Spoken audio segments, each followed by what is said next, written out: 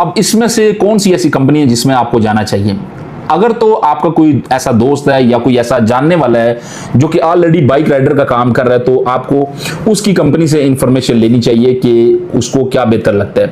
वैसे तो तलाबात भी ठीक है, लेकिन इसमें बेसिकली कंपनी का नहीं होता। इसमें सीन ये होता है कि वो जो वेंडर होता है ना, जो आपका तलाबात के साथ कॉन्ट्रैक्ट करवाता है, जो कि मिडल मैन होता है, उसका अच्छा होना जरूरी होता है, क्योंकि वही बेसिकली आपका परसेंटेज लगाता है, वही आपकी जो सैलरी होती है वही लगवाता है, ओवर टाइम वगैरह वही आपको दिलवाता है, तो उसका अच्छा होना जरूरी होता है। वो कैसे अच्छा जान सकते हैं आप लोग? वो ऐसे ही है कि किसी बंदे के साथ अगर आपकी डील हो जाती है, तो ऑलरेडी जो उसके पास बंदे काम कर रहे हैं जो कि बाइक राइडर, आप उनसे पूछें, उनके साथ गप लगाएं कि ये जो बंदा है या ये जो कंपनी है ये कैसी है, ठीक है, इसके पास क्या सैलरी टाइम पे मिलती है या फिर जो आपका जो ओवर टाइम है वो टाइम पे होता है। वो आपको जो उसके पास ऑलरेडी बाइक राइडर काम कर रहे होंगे वो आपको इंफॉर्मेशन दे देंगे।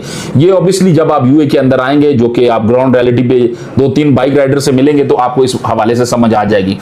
फिर उसके बाद क्या होता है कि आपने सिंपल आपको एक डिवाइस दे दी जाती है और उस डिवाइस के थ्रू आप एक एरिया मुंतखब करते हैं और उसमें आपको फिर ऑर्डर आते हैं, आप ऑर्डर पिक करते हैं। फिर पिक करने के बाद आपने जाके जो है वो डिलीवर करना होता है।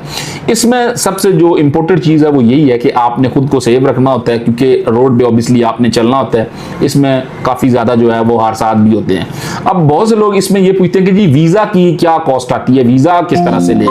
वीजा का इसमें ये सीन होता है कि कुछ कंपनी जो होते हैं वो आपसे 8,000-9,000 दिरहम ले लेते हैं, कुछ आपकी सैलरी में से भी जो है वो कटिंग कर लेते हैं। लेकिन जो एक पेटेंट बंदा होता है या जो ठीक होता है वो तो वीजा के पैसे लेते नहीं है।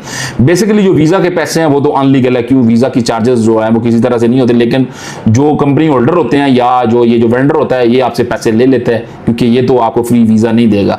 बहुत कम केसेस में होता है कि फ्री वीजा आपको कहीं ना कहीं पे मिल जाता है, नहीं तो आपकी जो सैलरी होती है उसमें कटिंग करना शुरू कर देते हैं।